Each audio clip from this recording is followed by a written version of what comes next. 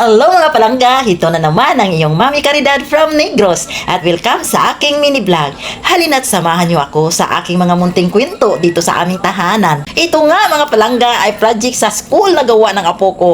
Anemometer daw tawag dito. Ginagamit daw ito para sa pagsukat ng bilis at direksyon ng hangin. Dito naman ay tinutulungan ni Inday ang apo ko na lagyan ng buhok ang papit na medyas na gawa niya.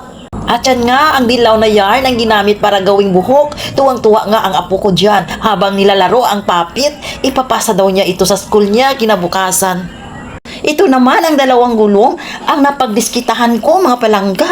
At pinturahan ko nga yan para gawin naming upuan. Mabilis ang upuan nga yan mga palangga. Kasi nga wala naman tayong gamit dito sa bahay na pwede gamitin para gumawa ng ibang design. Pinagpatong ko lang ang gulong at nilagyan ng bilog na yan sa taas na galing sa sirang maliit na misa nang nagamit noon ng apo ko. Pininturahan ko nga yan ng puti at nilagyan ng dilaw na design gamit ang tirang pintura namin dito sa bahay.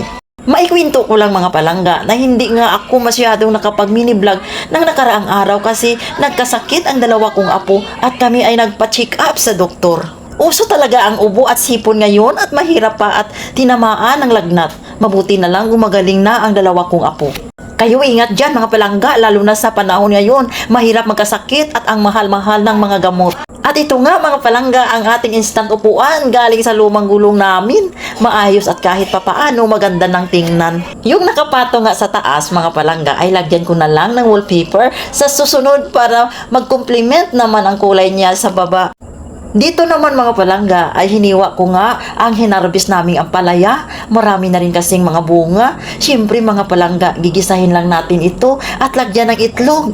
Medyo marami nga ang ampalaya at 3 maliliit na itlog lang ang natira dito. Kaya medyo bitin sa itlog ang ating ampalaya. Pero okay pa rin kasi nga masustansya pa rin ang ating ampalaya.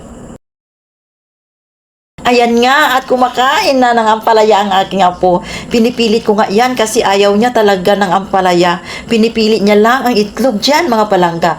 Ay nako, iba na talaga ang hilig ng mga bata ngayon sa mga pagkain. Kaya sinabi ko na dapat kumain ng gulay para lumakas at kanilang resistensya.